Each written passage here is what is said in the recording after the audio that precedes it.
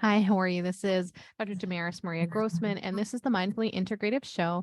And today we have a wonderful mindful chat with Dr. Lloyd Glauberman. He is a clinical psychologist and inventor of lifestyle intelligence Q. This is just really cool.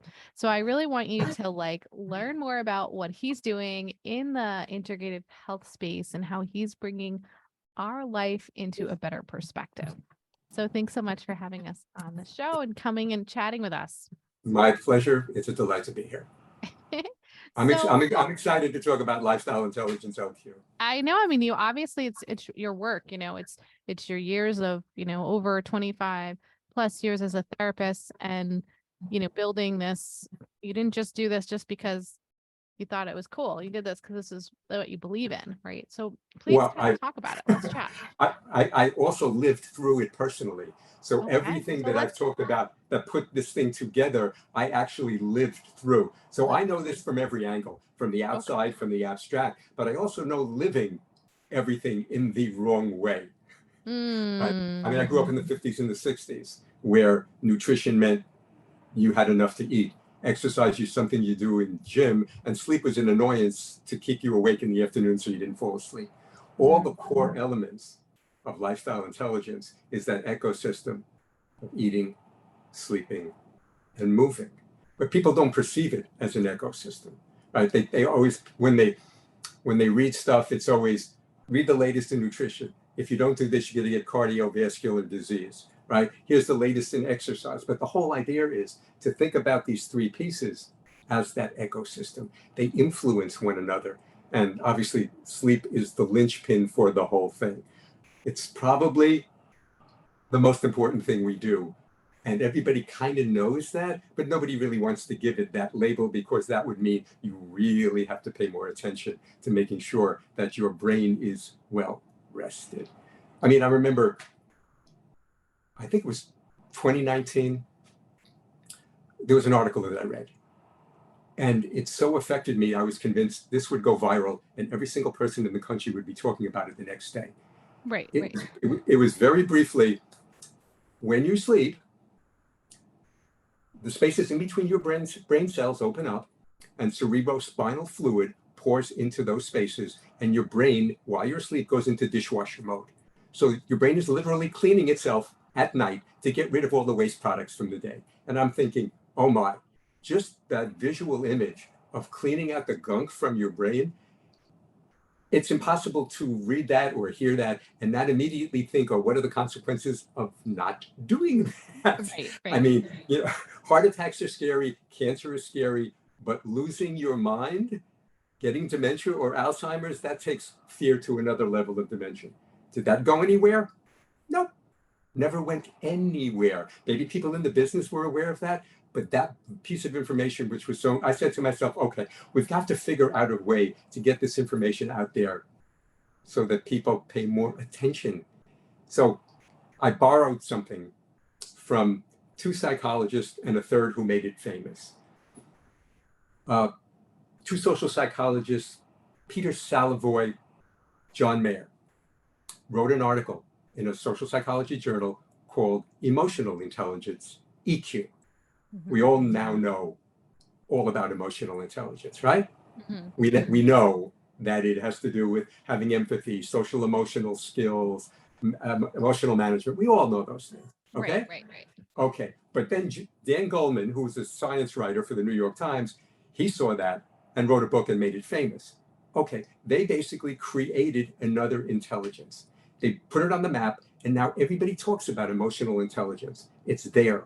Before, all these other bits and pieces were there, but nobody talked them about together. No, exactly. Now it's out there. So I said to myself, okay, maybe I can do for lifestyle issues what these guys did for emotions, right? And social behavior. But why not? Call it LQ, lifestyle intelligence, right? It makes sense. And who doesn't want to be smart? Right? At least it gets your attention because look, ever since, I don't know, the last few years, the one thing we hear over and over again, regardless of how much information is in the system, it's having no impact on people's behavior.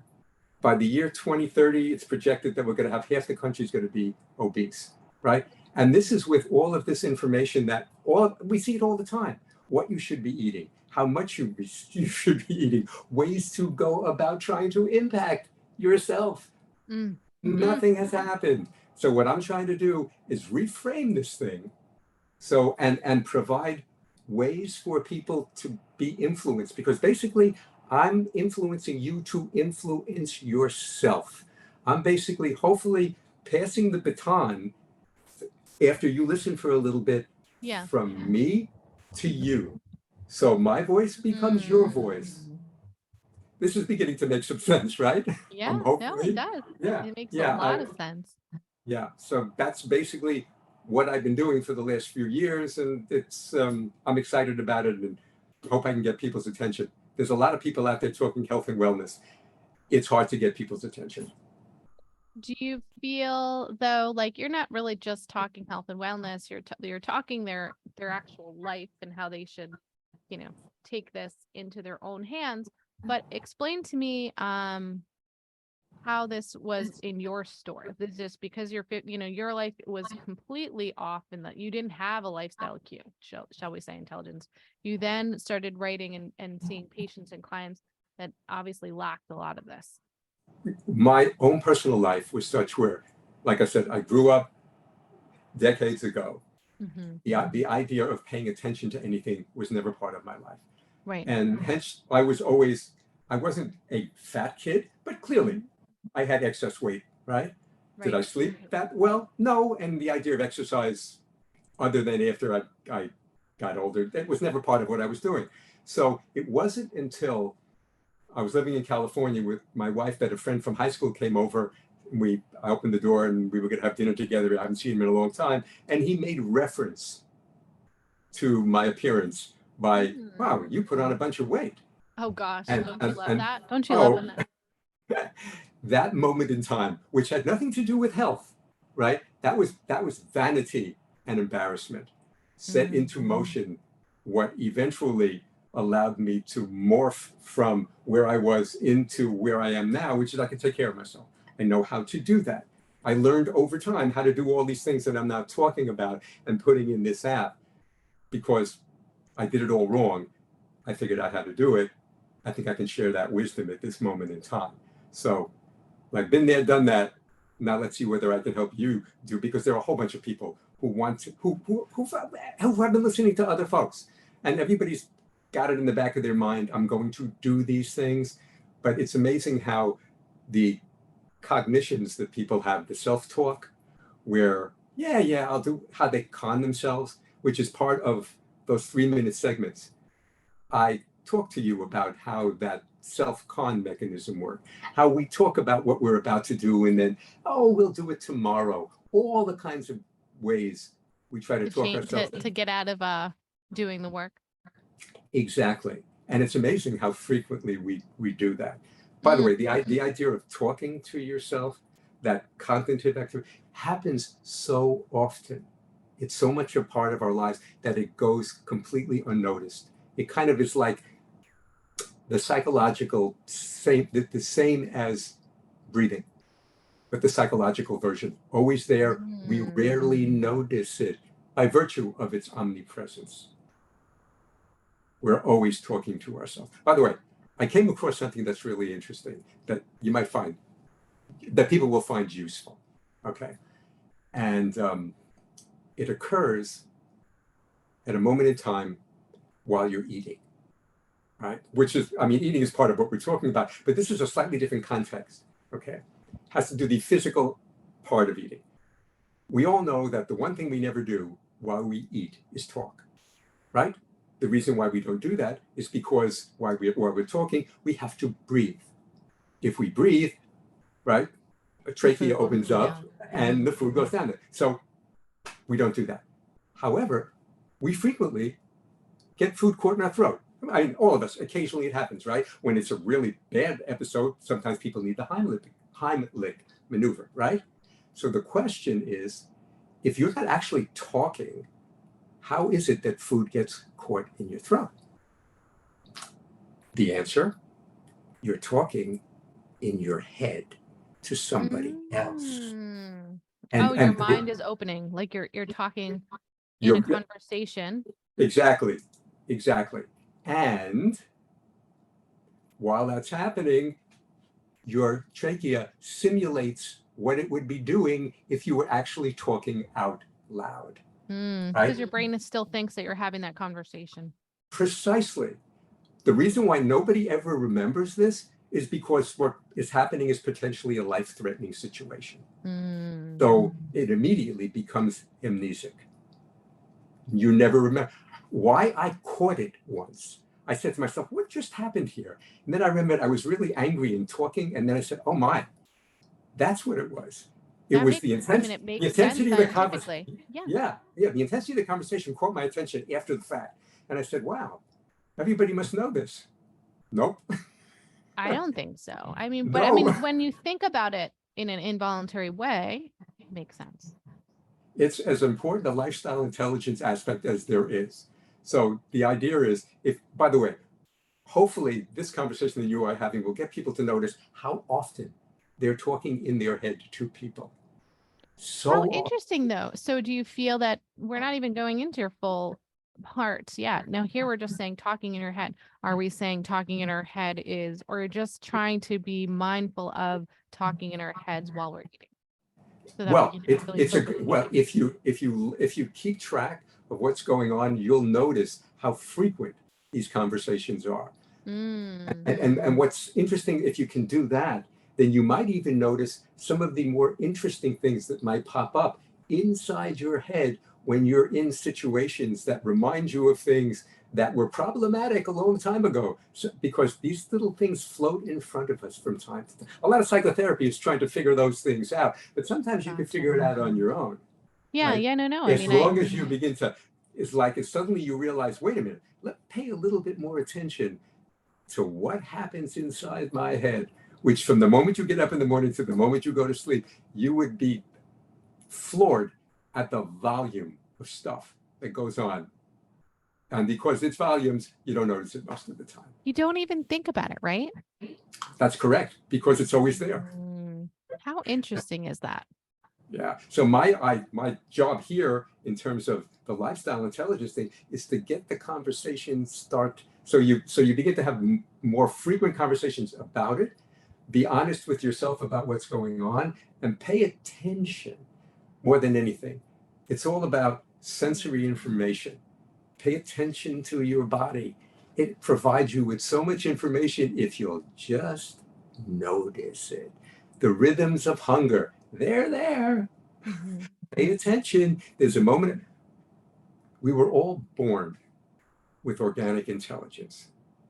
Eating, sleeping, and moving was the sensory experience we all shared from the moment we were born. And we were never confused about when we were hungry, when we were full, when we were tired, when we needed to move or be held. We knew those sensations and we acted upon them. As we got older, of course, we were now part of a family. Families have rules. The most powerful part of our lives was probably what occurred at the dinner table every night when we were with our family. My good, so many patterns, so many emotional tones, so many eating patterns. Oh, you're not going to finish what's on your plate? Why? Kids are starving in Africa. I mean, I used to hear that nonsense. I mean, I used to eat 4 meals a day without knowing what I was doing. Everybody gets caught up in the hypnotic aspects of a family's culture, so that after a while, it's automatic. You just do it as if you had been given a hypnotic suggestion. Finish what's on your plate. You know, all those kinds of things. It's time to wake up out of that trance state that Like you're in. an awareness, a beyond awareness. Awareness is critically important. I mean, this was what all about. And there's different kinds of awareness. We want to make it from beginning with that visceral sorts of stuff, the stuff that's core, has to do with fatigue, with fullness, with everything, with needing to move, right? There are different sets of sensations that are usually a part of knowing that you should be doing more exercise, but you're not, right? Fatigue, constipation, headaches, all kinds of things occur, but you don't necessarily associate them with not moving enough. However, they're there. It's easier to notice sensations of fullness if you're willing to pay attention, right? But by the way, these patterns are hard to change. If they were easy, everybody would be doing them. But keep in mind the ecosystems that you live in, right? I mean, I remember when visiting my mom in Florida, after my dad had passed away, I visited my mom. By then, I had already changed my diet. My wife and I were now not vegetarians, but we ate a little fish, but we were eating healthy. So all the stuff I grew up with, I didn't eat anymore. So when I went down to visit my mom that first time, she said, oh, you want me to cook you pot roast for dinner? And I said, no, Mom, I don't eat that anymore. What? You don't eat that anymore? You would think that I had changed my religion. That's how upset she got. And I'm sure that my situation is not unlike millions of other families when if you change that, the family doesn't like it because now you threaten the reality that they live in. The right? things that they like. So when, for example, I can understand what you're saying. So for me, I'm Spanish, so rice is a big pinnacle part of my diet in our culture. I don't eat as much rice in my my overall foods. Was that a conversation that you can imagine? Oh, you mean when you told them? I measure the amount of rice that I have in a meal. Oh my, was that the end of the world? I've said before that it wouldn't surprise me if changing your diet is more difficult than changing your religion. So I believe that what you put into your body is a direct reflection of your health, but it is a very I don't know if the right words are, it's just for some reason people hold such connectivity and collectiveness to their culture and to their life that they don't want to get rid of some of the foods. Like it's almost when you discuss with them a change in their habits of food and they don't want to get rid of it. It's terrifying. It really is. And their only way to deal with that is typically to get angry at you, trying to bring you back into the congregation. And it's interesting because they come to me usually for something of change. And I said, coming to me, I'm not the quick fix. So I let them know early on, but usually if they don't agree, usually I'm not the right provider for them. And the thing to keep in mind that I tell people over and over again is you can listen, you can begin the process, but there are going to be moments when you're going to fall back into those old patterns. Those are critically important moments, and they need to happen. You need to find out that you can come back from that. From those mini failures, you can regroup and come back stronger and keep the process going. I love that you say that because I talk about individuals and their behaviors in the sense of whatever their personality or behavior type, comes into play into their health, it is going to come a direct reflection of how they're going to do further on. And I love that you're talking about they're going to have these failures and then they need to learn to come back up from them again. Or they're going to have these situations when someone says, I got off the wagon, right? You hear that probably a million times. It's essential for it to happen. You need to know you can come. Why is that? Please. It's because you find that you can cope with this. It doesn't mean you're a failure. It's simply something that happens. You have to fail every so often to get your resilience in shape, because being able to cope with adversity is essential. So you can have 3 or 4 weeks you're doing really well, and all of a sudden a couple of days are bad and you're going, oh, you know what I mean? That New Year's resolution, poof, gone. No, that doesn't. No, think about what you've done. And then you have to develop that part of you and says, no, we don't give up now. We get back, we do it because you can keep doing it. And that's the important. Once you know that that's there, that's part of the rhythm of it, that it's natural to have these things happen, those momentary things where if things fall apart and you get it back together again, you're that much stronger. Can you go further into what your definition of lifestyle intelligence Q is? And lifestyle intelligence and then the Q part. LQ. LQ. like IQ, EQ, EQ, LQ. IQ, EQ. Gotcha. Okay, Yeah. that Let's go that into that. that that is the ecosystem of Of the actual life. health of your health. Yeah, that's the core, and it's important to understand Do you that. have certain pillars of that?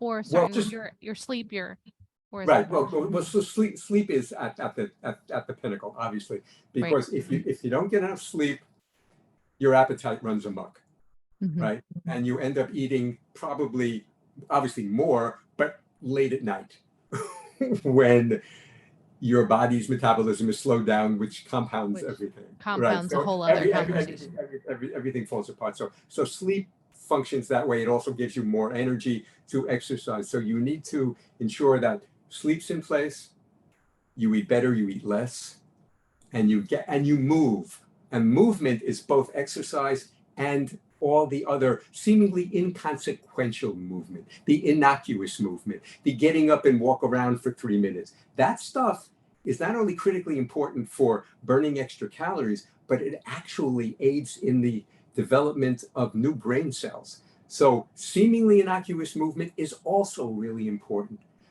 The brain doesn't have you do anything for nothing. Everything is critically important that fits together. And by the way, the ecosystem concept, I'd like to expand that outward, because LQ is the foundation, on top of which is emotional intelligence. Because if you're not well rested, your emotional intelligence runs amok. You're angrier than you usually are, right? Your relationships suffer. And at the top, the IQ at the top of your brain, cognitive abstract functioning, that's going to be affected when you don't get enough sleep and you don't eat nutritional food, right? You're going to be moody, and you're not going to function optimally thinking abstractly. So the whole thing fits together in a nice pyramid, where the concept of an ecosystem. It's more complex than you're constructing it, because really there's many of layers to this lifestyle. Oh yeah, absolutely. Yeah. But this is the core. You got to get that in place first, so that all of your resources will be available to you. Gotcha. This doesn't guarantee everything you want to have happen, but it gives you the best opportunities to have it happen. Along the way, all these other skills and issues are going to be out there and demand a lot from you. But at least you'll be there with your resources available to you. That's some good stuff. I like it. What is this? I see here your your HPP on your website, the Hypno-Peripheral Processing. Right. It is a series of storytelling hypnotic audio programs, structured in a way very different from anything else you would have ever listened to. I was not a student of directly, but an admirer of Milton Erickson, who was the leading hypnotist of his time. And he spoke stories, metaphors. He would always tell people in the abstract things, interesting stories, but there was always a message in the story that was basically there for the unconscious to kind of decipher. Right? And I said, wow, interesting stuff. He was brilliant. So I said, maybe I could figure out ways to use those concepts and put it on tape. So I bought a 4-track audio machine. I used to go to my office on Sundays, and I began experimenting, making up adult fairy tales, structured so most of the time you'd be hearing 2 stories simultaneously, one in each ear. Obviously, everything told very slowly. You have a good voice. And over time, I figured out how to do this well. And I recorded a bunch of stuff, and the programs did really well. And they're still available, but right now I put them as a backdrop to the LQ part of the program. In other words, here's a bunch of audio programs. They'll manage your stress and help you deal with a bunch of other issues, like you made reference to all the other life issues that everybody's dealing with. They are covered in the series. So you get the LQ part up front, and then you get these ways to manage your stress and to learn and stimulate those parts of yourself. These programs get you into the state in between waking and sleep, the theta state. right? Not They- waking, that's, Now yeah, sleeping, right, right. Yes. right. And they work really well. And so together, it kind of covers the spectrum of consciousness, all the way from I want you hyper aware of the sensations in your body to it's okay to drift away and let your unconscious mind perceive information. So you can take advantage of all the layers of this spectrum of this incredible brain that we all share.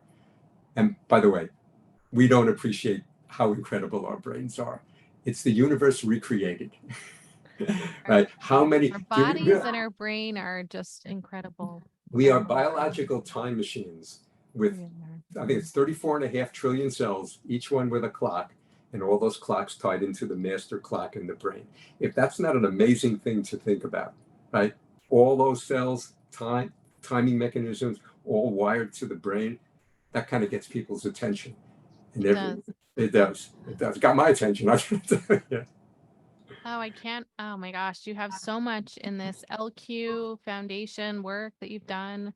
Lifestyle intelligence. A platform. I'm hoping people take lifestyle a listen. intelligence, like emotional intelligence, like our IQ. So I think it's awesome. It's super cool.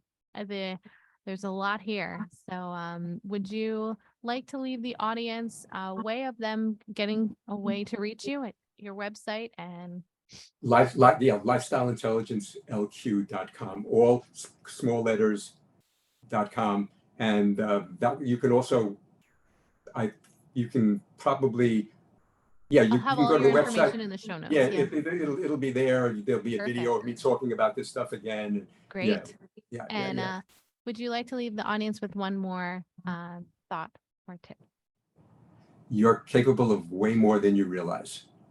This is a mechanism to hopefully unleash what you can do. Because I know from my own experience, we're all capable of much more. And why not take advantage of that? Surprise yourself. That's it. Thank you. My pleasure. I really appreciate you being on and your time. Oh, my pleasure. It was a delight. And I look forward to you being on at some other future time. Anytime. Just give me a call. I'll be there. They'll have all your information in the show notes for those to reach you and check out your app and learn more about lifestyle intelligence. LQ, right? Great. Okay. Have a great rest of your day. You too. Thanks again. And those listening, make sure you find a mindful way each and every day.